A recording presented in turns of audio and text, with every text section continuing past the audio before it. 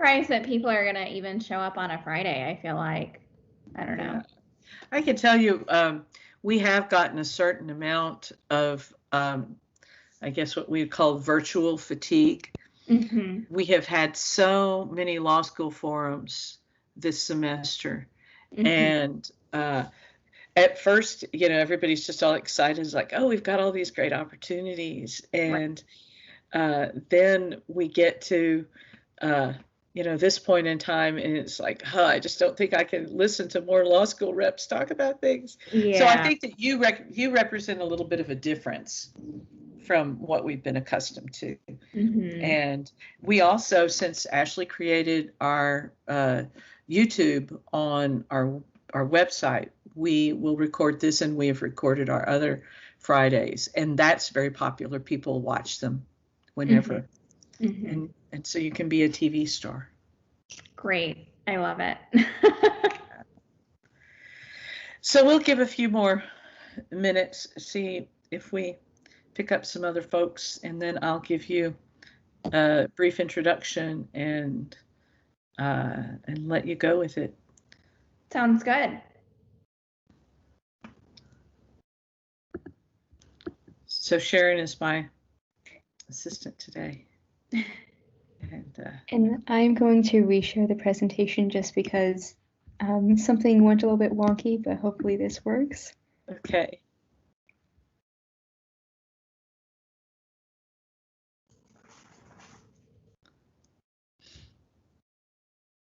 Okay, great.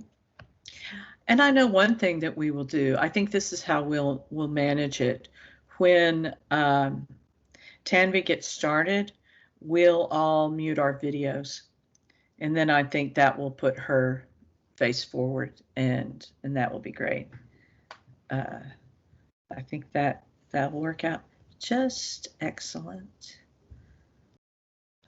Let me see where we are. Show conversation. Gotcha. Okay. Cool. I think I'll close that.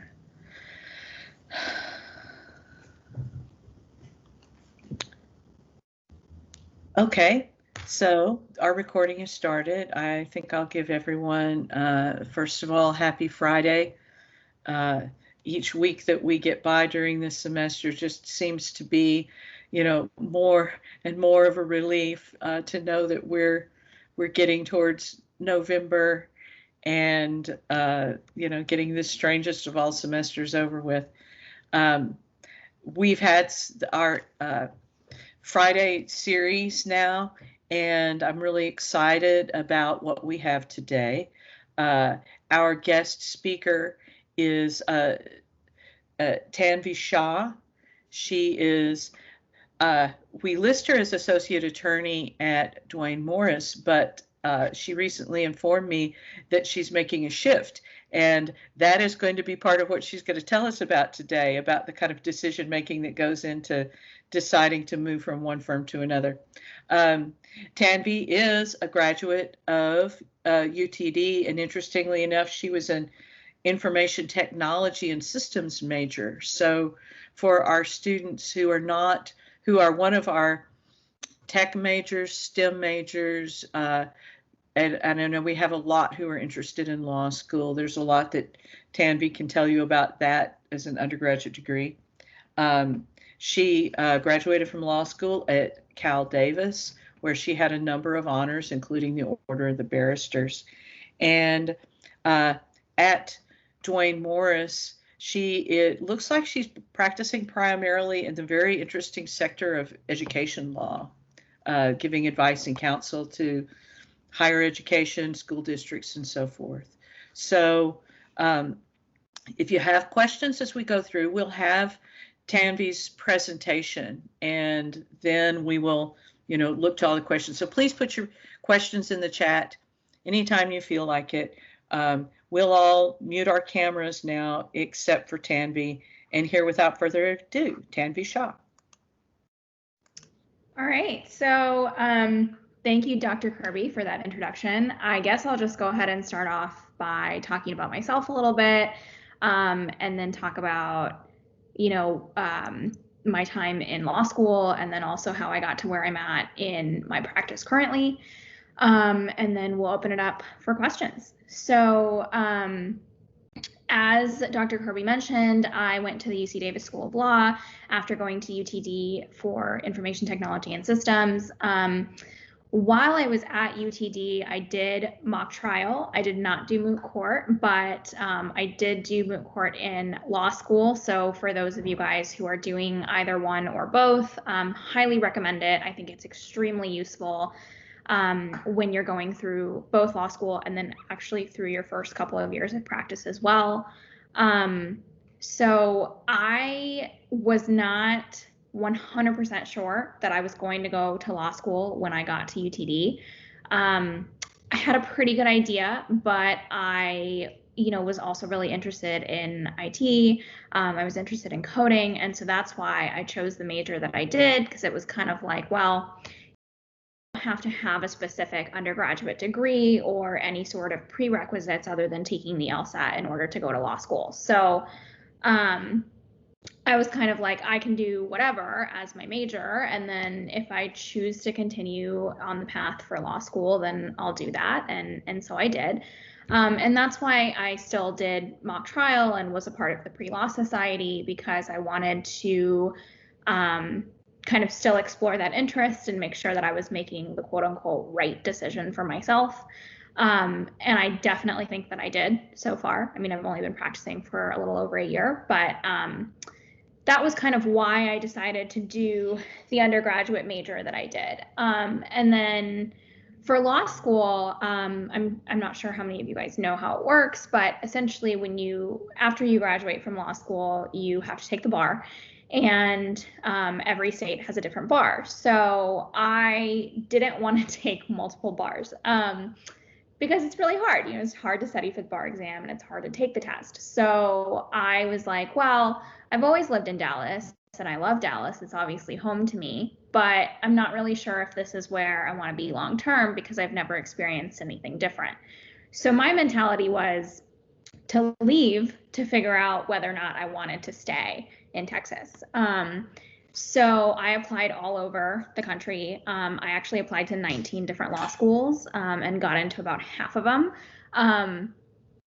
I don't know that I necessarily say you have to apply to that many law schools. I think it definitely depends on each individual person. But that's what I did, and I chose Davis because I visited a few law schools. Definitely recommend doing that when you're making your decisions. And it was the place where I felt like I connected with my peers the most. It was the place where I felt like the professors were really invested in their students, and it just felt comfortable to me. I don't know that everyone is always going to have that feeling when they go visit a law school, but I do think that the place you end up deciding on will stand out to you in certain ways and will appeal to you based on your own criteria. So I definitely think that visiting is a really good idea. So to talk about my time at law school, just briefly, one of the things that I know Dr. Kirby and I both mentioned would be really helpful to you guys is talking about my time working for the King Hall Admissions Committee.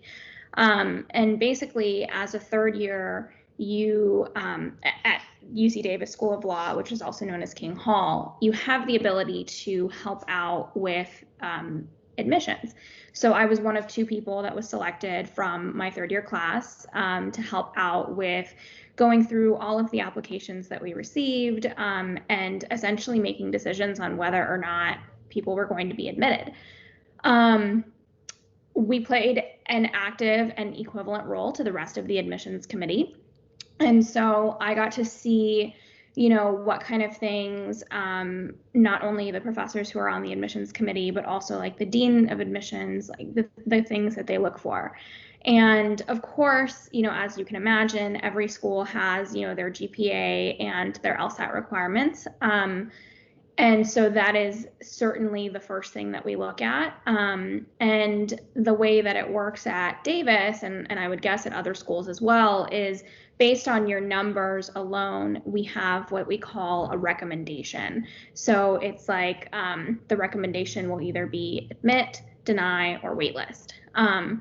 But the admissions committee then goes through every single one of those applications and decides whether or not that recommendation should actually be followed. And more often than not, I would say the personal statement is what pushes us over the edge in deciding that someone should be, like, as opposed to denied, they'll move to the wait list, or they'll move from the wait list to the acceptance.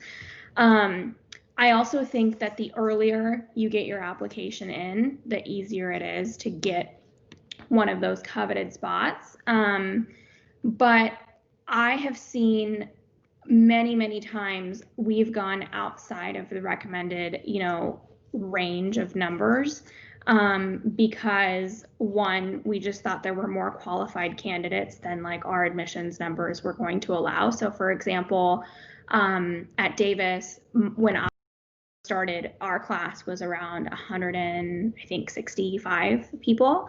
But the class after me was 180, and the class after that was like 210. And so we are definitely seeing law schools expand the number of people that they're going to admit.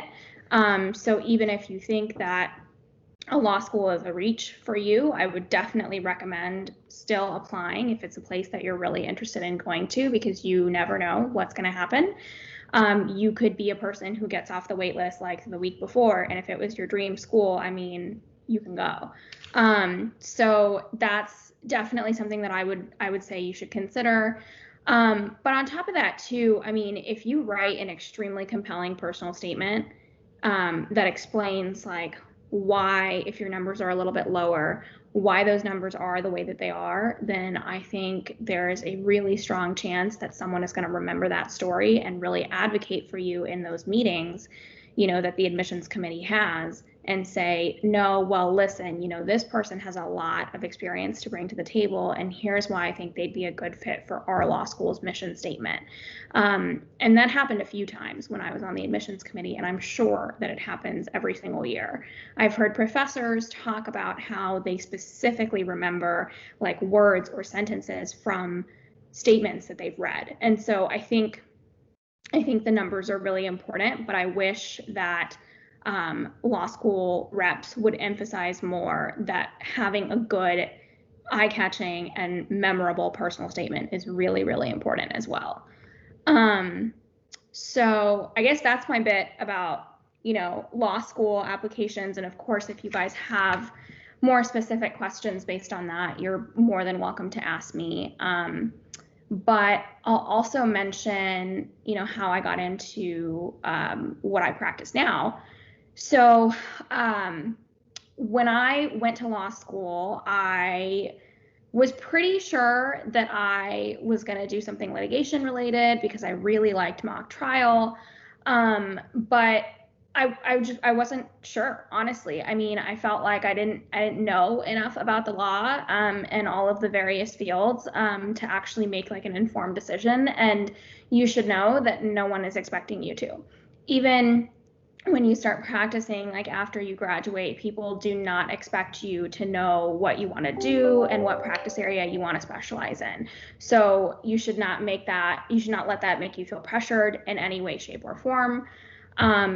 Just use law school as honestly an opportunity to explore everything that it is you are interested in, and you might find yourself being really surprised.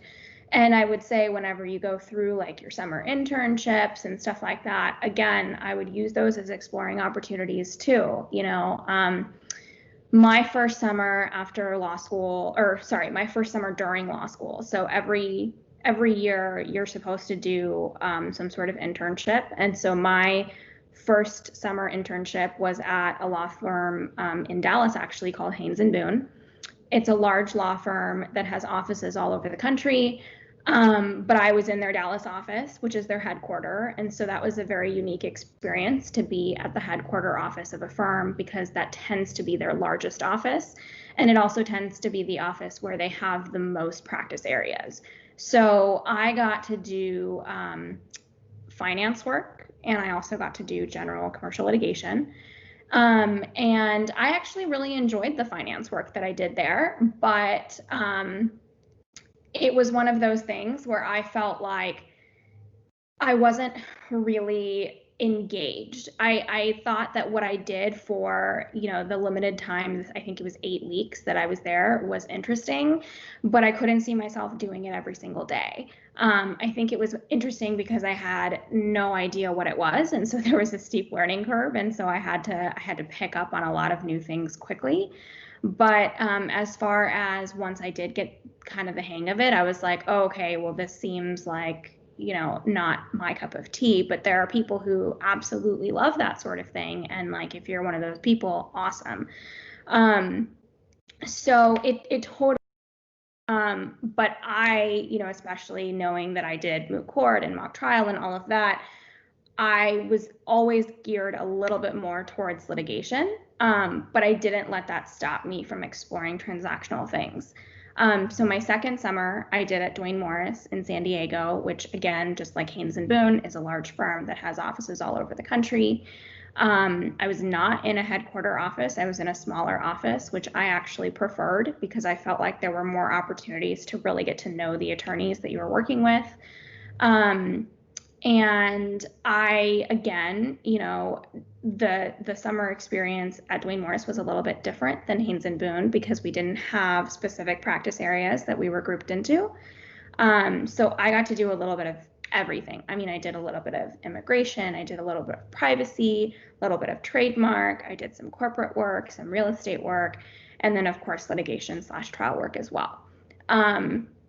Again, at that point, I was pretty sure that I wanted to do litigation. So, at the end of the summer, they have you fill out this little questionnaire that says, pick your top 3 interest areas. And so I think I picked trial/litigation as my first, and then I did IP litigation as my second. And I couldn't even tell you what my third one was. I don't remember. So I ended up, getting a return offer, which was great. And I was placed in the trial group. But even as a first year, I worked on so many different things. I mean, I work on a lot of IRS tax filings. I do, as Dr. Kirby mentioned, I do a lot of regulatory work for private post-secondary institutions.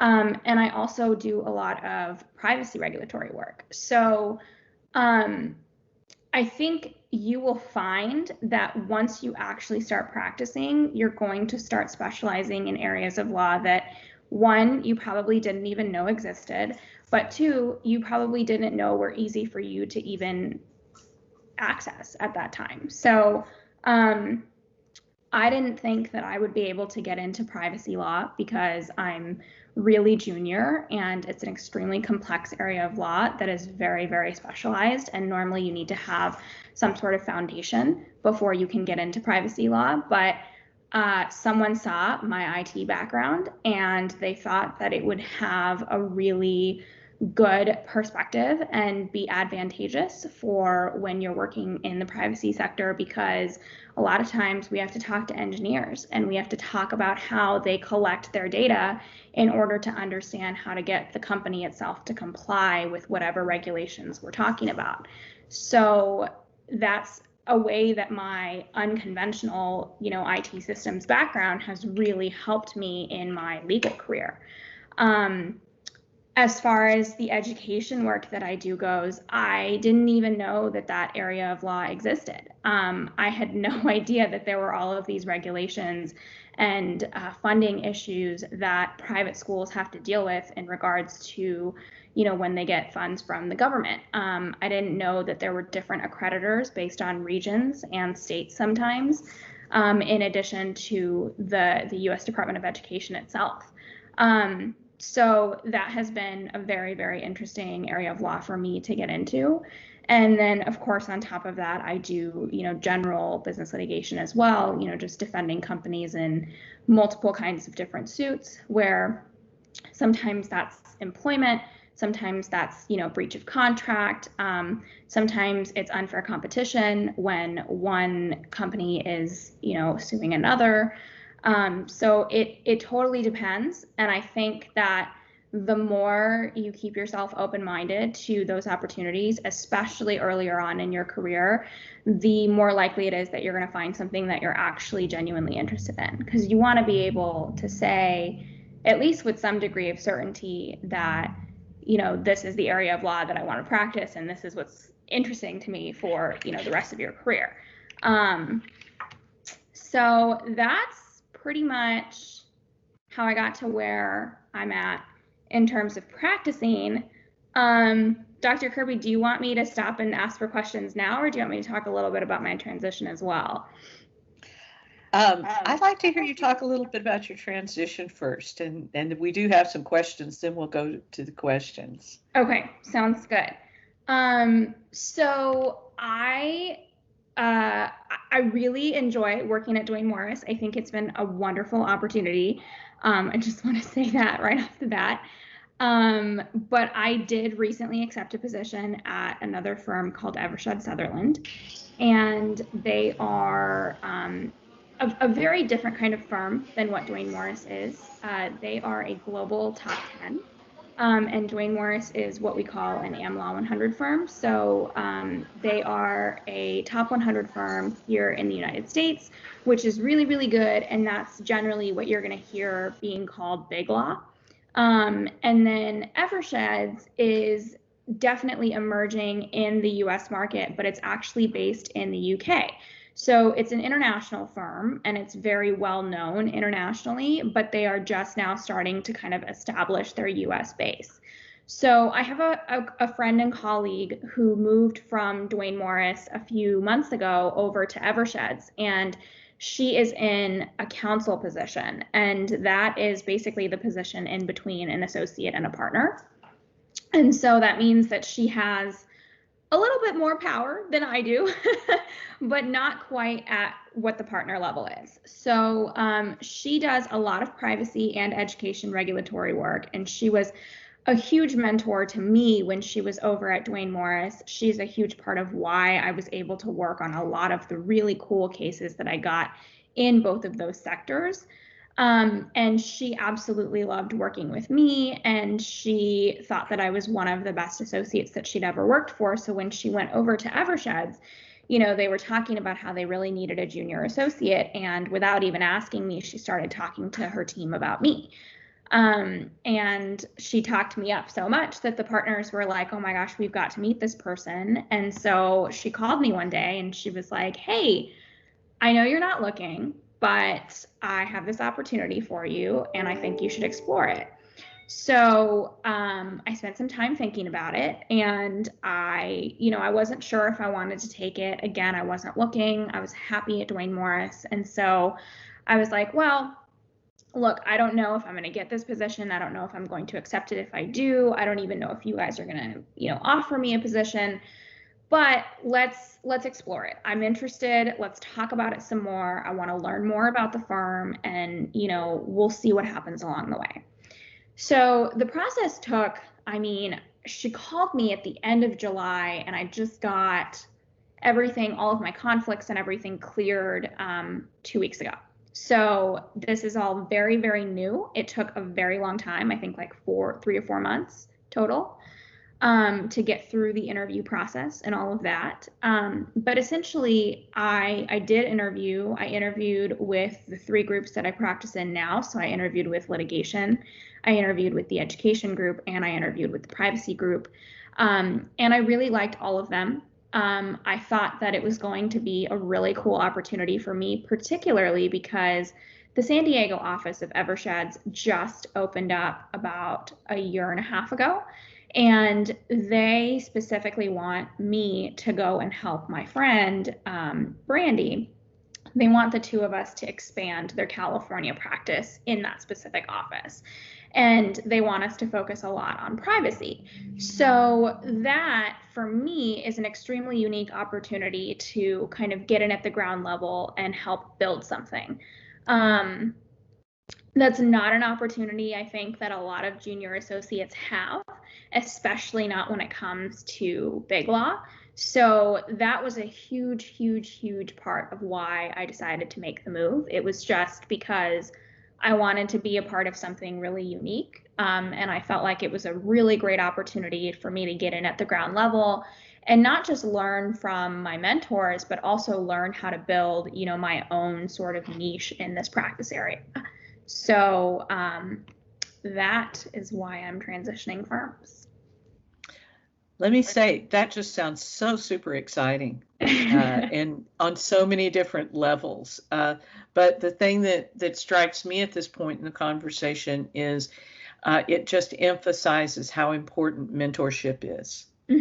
Definitely. You meet people in law school who might become your, future associates. You meet people at internships who might become your future employers. You meet someone where you work who takes a liking to you, and there's just so much about making sure that you keep your relationships along the way. So let's go to some of the questions, Sharon, and then I do have a couple of other questions that I think I'm going to ask as well. Sure. Sounds good. We have a couple of really good questions. We'll start with a Rupus question, which is, in your experience, Tanvi, what qualities made personal statements stand out? I think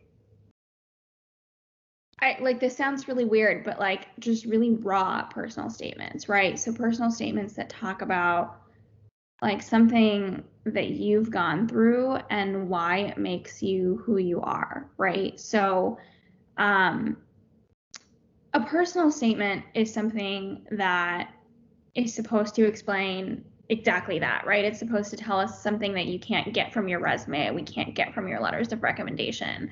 I mean, everything else on your application is theoretically going to look awesome, right? Because you've got people who are totally rooting for you, and that's why they're going to be writing your letters of recommendation. You're putting your most wonderful accomplishments on your resume, so you're going to try and make that look as good as possible. But your personal statement is your opportunity to essentially tell the admissions committee something that like we don't know, but we should know in order to really understand who you are and why you would make a good fit to that law school's culture. So like if you're applying to a public interest school, or if you're applying to law school because you want to work in the public sector, then tell us why that's your passion, and tell us what specific experience you've had, if any, that makes you want to do that, and like what fuels or drives that passion for you.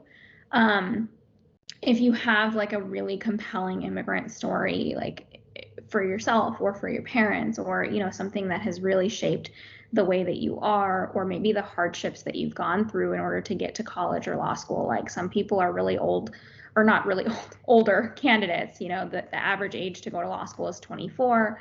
I was younger when I went, but many people choose law school as a second career. So tell us why. Why are you choosing it as a second career? What made you change your mind? What have you done in the past, or what have you not done in the past that's kind of informing your decision to apply to this specific school, or just to apply in general? Anything that's going to give us some sort of insight as to why you are going to be a good candidate, not just for this law school, but also for, your job in the legal profession. Awesome, thank you. This next question is from Samantha, and it is, what was something you wish you had known before going to law school? I don't know. That's a tough question. I think that I always knew it was going to be hard, but I don't think that I was prepared for like the legalese, I guess you would say. So I was not a political science major, as you now know. I did not read a bunch of Supreme Court cases. I wasn't familiar or well versed in constitutional law or anything like that.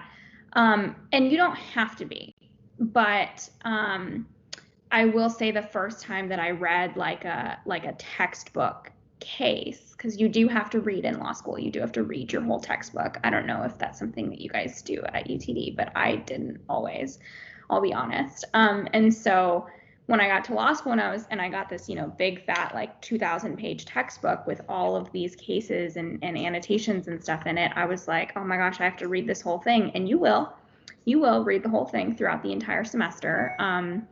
But it's interesting. And I think the hardest part is being able to digest the first couple cases that you read and figuring out what they say and why they're important. And then when you get to law school, most of them do something called cold calling, where everyone is expected to read the night before class. So you'll have a reading assignment before your first day. And then the professor will dive right in. They will start teaching you these cases on the first day. And they'll randomly call on people throughout the class and ask you to explain what the case held.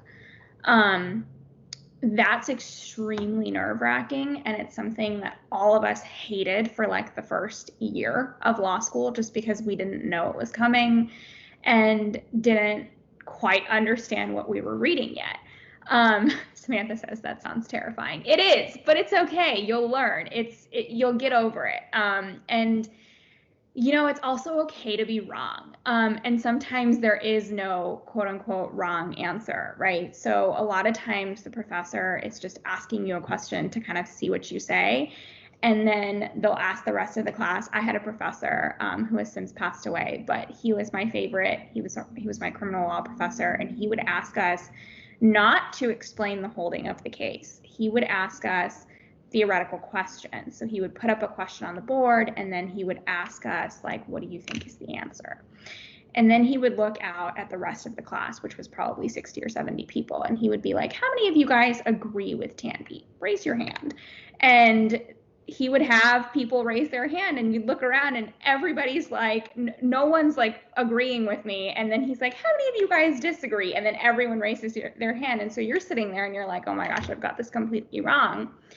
And then he goes, well, you guys are all dumb because Tanvi's right. And sometimes it was the other way around too, right? But like sometimes the professor is totally just messing with you because he can. But also they want to learn how you think, and they want to kind of know what your interpretation as what was in the case, so that they can kind of figure out how they're supposed to guide you in teaching you how to apply it to the law. So it is intimidating, it is terrifying, but it's really helpful, and it opens up the door for so many good and helpful discussions too. So I would just say, to go back to the original question, which I've kind of strayed away from, I wish I had known that I was gonna have an adjustment curve or a learning curve when it came to reading, specific text, and that it was okay, because I felt like I was the only one who didn't know how to understand all of these things that I was asked to read. But I'm not, and there are a lot of tools out there that will help you understand them. Like Quimby is something that that like basically breaks down cases, famous cases that almost every law school has you read some version of, and tells you what you're supposed to get out of them. You can also just do random Google searches, and you can talk to your friends about it. You guys can figure it out, and definitely take notes when you're reading. Like, they have you do something called outlining, which you're not supposed to start, right when you get to law school, because you don't really know how to do it. That's fine. You don't have to put your formal outline together, but I will say you should take notes when you're reading, because they're going to be your best friend whenever you do get called on and you're really stressed out and you're like, oh my God, I don't even remember that case because I read 30 other cases to prep for my other 4 classes today. You just look at your notes, you look at what you wrote, and you'll probably be able to find the answer. And if you don't know, it's okay. Just say you don't know. No one's going to judge you. Like, nobody remembers who messed up on call first semester when you get to your 3rd year. Like, it just doesn't matter. It's a big deal for a day, and then someone else does it, and then you move on. So I hope I answered the question. You definitely did, and thank you for that advice. I know that all of us are going to jot that down and remember that as we're going into our first year. We have one question left in the chat, and I know that others are going to come up too. But this one is from Insha, and the question is, what internships or opportunities would you suggest getting as an undergraduate? And also, how would you go about getting these? I mean, I didn't do anything super law related, internship wise. I mean, I worked for Congresswoman Eddie Bernice Johnson, and that's something that Tony Seagroves helped me get. But that is probably the most law related internship I think that I did. Um, I don't think that you have to have any sort of specific legal experience before you go to law school. I think it's helpful if you do, because it obviously shows like why you want to go, or that you've thought about it, or looked into it. But I will say that my specific internship experience was what I ended up writing my personal statement about. And I never thought I was going to write my personal statement about that. Something happened one day and I felt really, really compelled by what had happened, and I wrote about it. And I mean, I went through a ton of different variations of that personal statement before I ended up submitting it. But the the kind of main idea of it definitely came from an experience that I had through the internship. So I would say do something that is important to you. Make sure it's not something that you're doing just because you feel like it's going to look good on your resume. Because if it's not something that you care about, and if it's not something that you're going to learn something from, then it's probably not going to be attractive to me as someone who's reviewing your application either. So I would say just something that's going to give you an experience that you feel like you can learn from is the most important thing. Great, thank you. Oh, sorry, Insha, go ahead. Hi, my name is Insha. I first want to say thank you so much for speaking. Like, it's really informative. I had a follow-up question on that. So when I had went to like an advice forum by another person who's in the law industry, and she had suggested like cold emailing, or cold, is that what it's called? Cold emailing firms and asking about like a file clerk positions or like a legal assistant. Would you know anything about that? Is that something you'd suggest? Or Yeah, so I mean, I did that and I got no luck. I know some people, like a few of my friends were able to find positions at smaller firms. I forgot about this because it was so long ago. I did do a summer at the DA's office and I thought that was helpful. And I think those positions are a little bit easier to get for people who are in college. But I think at law firms, especially at the big law firms, like the ones that I'm currently, or that I've been working at for the last few years, they don't really have opportunities for undergrads. Their opportunities tend to be for aspiring lawyers in law school. And that's more than anything just because it's really rigorous and there's like a really big learning curve.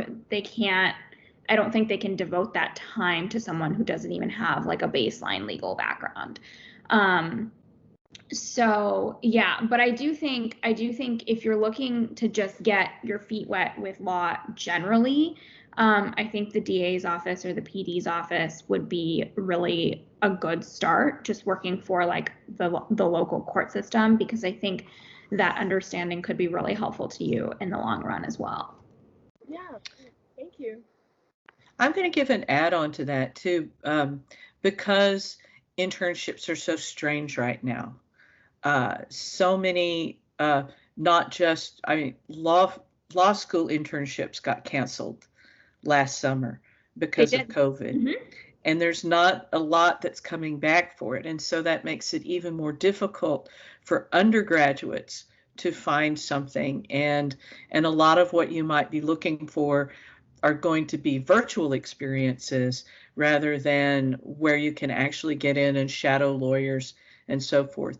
And so I think what Tanvi is saying is that our governmental things like district attorney's office, prosecutors, the different district and county courts are kind of a good place to go to and ask them, can I observe virtually, since they're all doing their hearings now and even some of their trials in that way. I think that there are opportunities for people who kind of reach out to them to have them say, yeah, sure, come observe, and then we can talk about it, after it's over. And I can help you figure out a way to list that on your resume.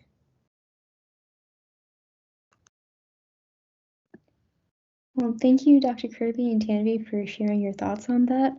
We do have a question from Thomas in the chat who says, how important would you say it is to have a theme when applying to law schools? So I think having your application materials being thematically similar. I don't think it's really super important. I guess I would caution you not to have them be extremely dissimilar. So for example, unless there's an explanation. So for example, like I wouldn't have all of your experience be, public government work, and then your law school application talk about how you've always wanted to be like a corporate lawyer. I don't know that makes a lot of sense, unless there's a reason that something that you saw, in the private sector or public sector made you deterred from it and made you want to do something else. But I don't even think that a lot of law school applications are that pointed. I think that it's really about yourself and like, what makes you who you are. And so I don't think you need to have necessarily a theme, and I don't even know how you would go about having one. But I do think that your personal statement needs to have a theme. And I think that there should be something in the first paragraph that I pick up on right away that you touch on throughout the rest of the, however long your personal statement is. For me, it was a quote.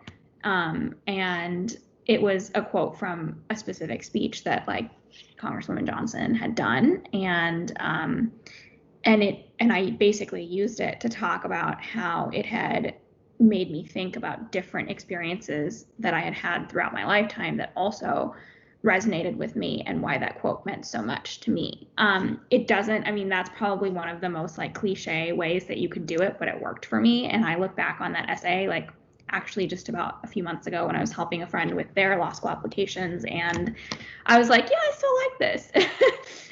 So as long as it's something that you feel like is a theme for you, it doesn't have to be like a theme across your whole application. It can just be, this is something that's important to me in who I am and why I want to be a lawyer, or why I want to go to this law school or any law school generally.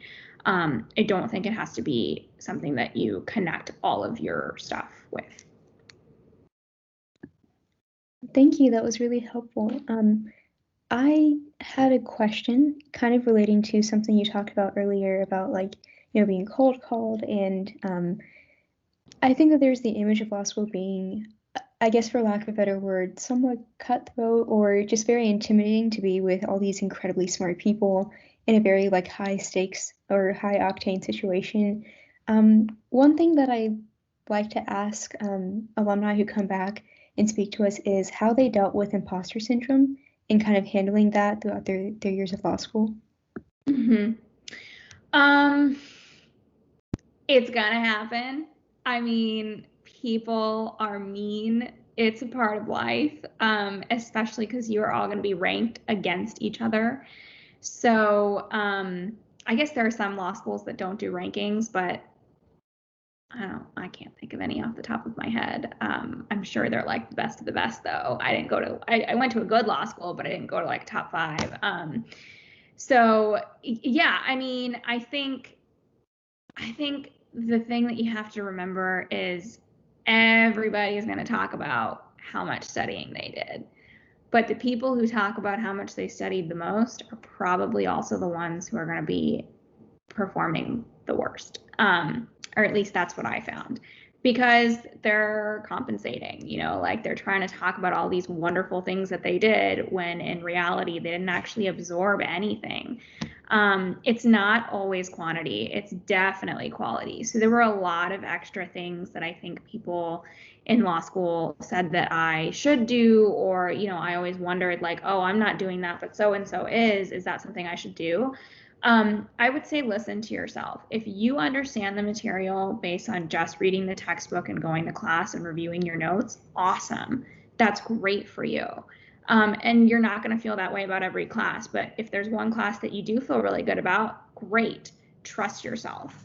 But if you're totally not getting it, I mean, take advantage of your academic success program at your law school or whatever the equivalent is to that. Talk to your professor, go to their office hours and ask them about the case that you don't understand. Pick up examples and explanations in order to get extra, help on the materials. They'll provide you with exactly what it sounds like, examples and explanations to help you apply the law, which will come in handy whenever you have a midterm or final that's asking you to basically look at a hypothetical and answer a legal question about it. Everyone says that when you're in law school, you're supposed to have study groups. They didn't work for me, so I didn't have them. And I did way better studying on my own and just asking select people questions about things that I wasn't sure about or that I wanted to discuss to kind of understand better.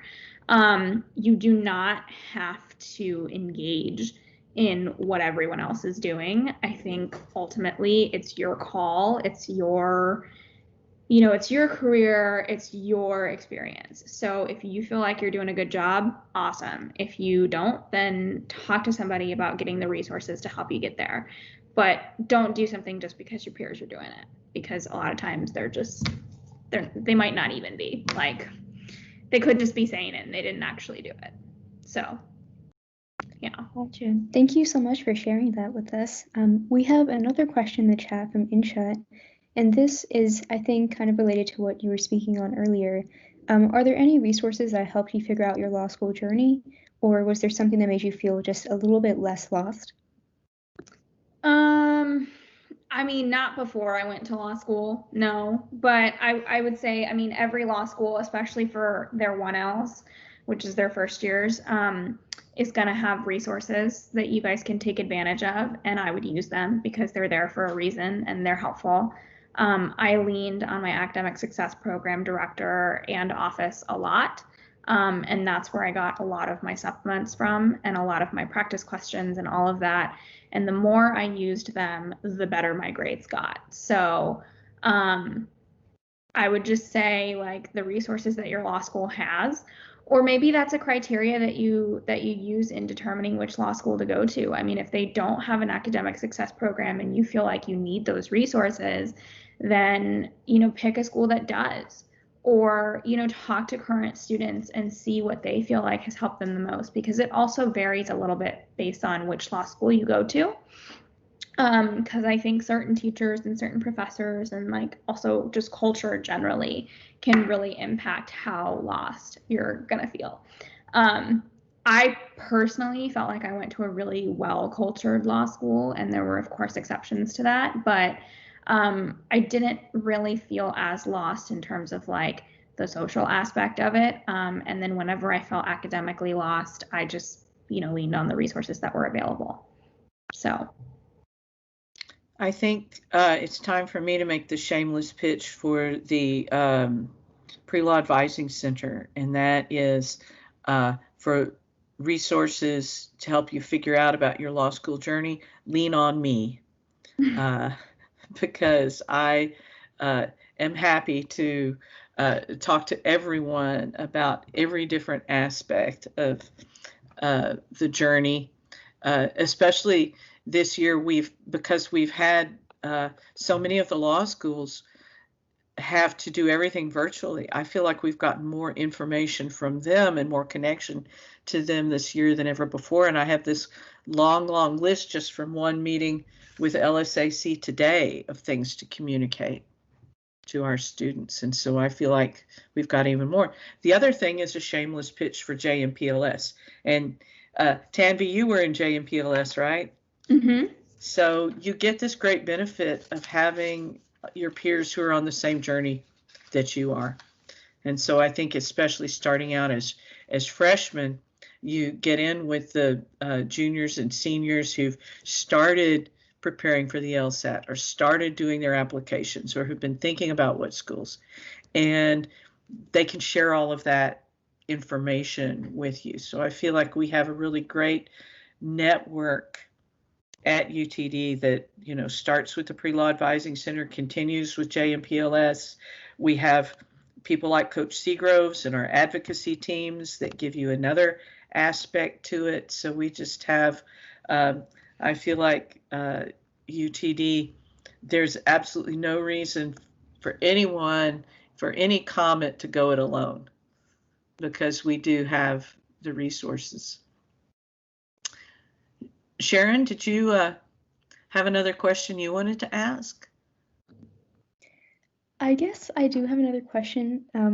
I will also say quickly before that, I am actually an officer for JMPLS, so I'll be dropping some contact information in case anyone's interested in learning more about how to get involved or what we can offer you. But back to, I guess, back to our regularly scheduled program for today. I guess this question doesn't reflect as much of a priority from what I've heard of people choosing law schools and their law school experience, but how hard or how difficult was it for you to make friends in law school? So law schools are going to put you into sections. And so basically your entire class is going to get split up into like 4, 5, 6, depending on how big your law school is, different small sections, which are going to be around 30 to 60 people. It kind of varies based on what law school you go to and how they handle it. You will definitely be friends with the people in your section, not all of them, but it will be easy for you to be friends with them because those are the people that are going to have all of your same classes and professors as you. And those are also the people that you're going to spend the most time with. So you're kind of forced into those friendships a little bit. And you will find your friends that way for sure. But I also made friends through organizations by just going to different events and then talking to people about whatever, the presentation was, just like today, afterwards. And sometimes you'll meet people because someone in your section is roommates with somebody else in a different section, and then you'll meet people that way. Or you'll go to like a law school social event, which they have tons of, by the way. It's like once a week minimum. I don't know how it works now because of COVID, but at the time they had like once a week, there was this thing called Bar Review, which most of you aren't 21 yet, so it's not a thing, but basically you go to a bar and like everyone at the law school goes there, and usually like the bar is supporting one of the law school organizations. And so like you all just hang out and you get to know each other. And the older you get, or like the more into law school you get, the less those things matter, and the more you'll find out who your quote unquote true friends are. But at the beginning, it's very, very easy to make friends because no one's really coming into law school knowing anybody else. Like it's very rare for people to know others at the law school, and if they do, they're gonna know like one person.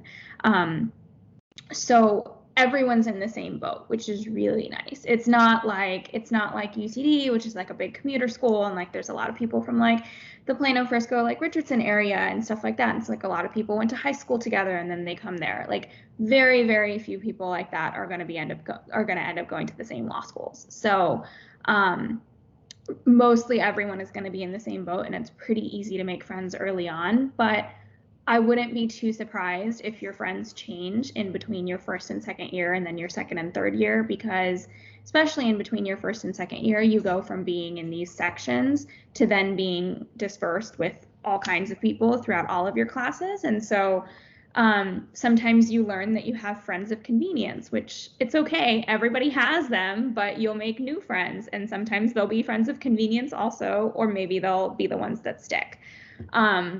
I wouldn't worry about that too much. Everybody ends up finding some group in law school, but it can be very much like high school in that it's a little bit cliquey, and it's a small school, or my school was small, and so everyone kind of knew everybody, and so there was gossip and all of that, and like it's okay. It's just a part of the experience, but it's fun. I see Thomas has his hand up. Yeah, hi. Thank you for answering that question. I actually wanted to talk on something and ask a question that you briefly mentioned earlier. And you said that it's important to sort of like visit the law schools that you're interested in, and then that way I guess they can kind of see that how committed you are, I guess, to your application when you apply to them. Mm-hmm. So I don't know if this might be a good question for you or for Dr. Kirby, But given that, COVID kind of messed everything up and that it's going to continue into 2021, how would you say, can we sort of still connect with those law schools and kind of like show our interests? Yeah, absolutely. I think that a really good way is just to, I mean, almost every law school is going to have organizations that have public websites. I would go onto those websites and I would figure out if there's an organization that you're interested in. I would figure out who the officers are for that organization and I would talk to them. And almost everybody who's in law school is going to be willing to talk to people who are applying, and just tell them like what going to that school is about. If there's a professor whose work or class really interests you, I would reach out to them and I would ask them, hey, do you have a minute to chat? I'm interested in going to such and such law school and I'd love to hear, more about this area of whatever it is that you do. And those are all really good ways of getting to know the culture, but also reach out to the admissions office. Sometimes they have like Facebook groups and stuff like that for admitted students. Sometimes they're probably doing like a virtual admitted students weekend. I wouldn't be too shocked if they're trying to find some alternative way to show you guys what the law school is like. Because every school does an admitted students weekend and has like an opportunity for each student to come and look at what their school is all about. So I would be shocked if law schools weren't already ahead of the curve and trying to do something to kind of fill that gap a little bit. No, thank you. That's really good advice. Yeah. And I would say that I agree. The law schools are doing a lot more virtually. They're having virtual open house. I have seen the admissions personnel very eager to communicate with students directly. But the suggestion that you made that I'm starting to think just within the last week is really where we're going to get leverage, is finding students, current students, former students, to talk to them about their law school experience. And I think comparing those from school to school that you're admitted to in this virtual world, I think that's going to be key. Don't you, Tammy? Oh, absolutely. I mean, I'll tell you, even in person, so my biggest thing, I was between Boston College and UC Davis. And I was pretty sure I was going to go to Boston College, and then I visited UC Davis and I was like, this is a public interest school and I really want to practice, private sector law and I want to do big law.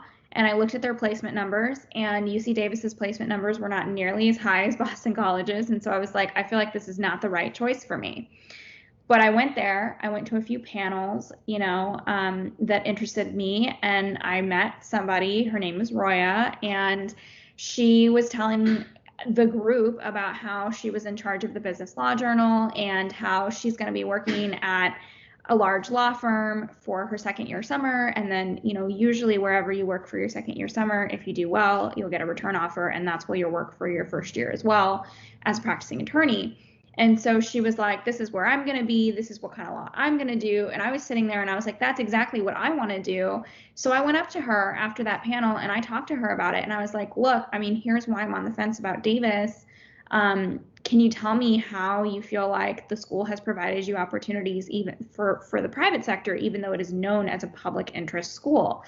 And she and her roommate took me out to dinner. We became best friends. We all live in San Diego now, and we've been friends for, 5 years now, because we met the year before I started and they were 2 years senior to me. And they were a huge, huge, huge part of why I decided to go to Davis. They introduced me to some of their friends, one of which did a bunch of mock trial, which I was obviously interested in because I did mock trial in undergrad. And you just never know. The students at the school are the ones who are going to give you the most realistic view of what it's going to be like. They have no stake in the game. They have no reason to tell you to or not to go to a school. But the admissions reps, the professors, all of those people do. So I think if you want to get a real experience and you want to really understand what a law school is about, talk to the students. Did you have another question, Thomas? Oh, no, sorry. I just forgot to put my hand down. That's okay. Put your hand down, Thomas. Well, I'm so glad that we're ending on that note, because I really do think that especially with how things are now, is just a a super important and valuable bit of advice. Tanvi, my goodness, that was just chock full. That was an hour chock full of just incredible information. And I feel like we could probably talk on for another hour. Can we have you come back? Yeah, sure. I'll tell you what I think that I would like to have you talk about is what Big Law is like. Sure. Because I know that there are a lot of people who are wondering, we know Big Law is a lifestyle, right? Oh, yeah. It's And a so- lifestyle. Yeah. And so we need to have a Big Law panel and have you come back and talk about that. Sure. So thank you so much for spending your time with us. And then I'll be reaching out to you Okay, to see if we that can sounds talk great. again.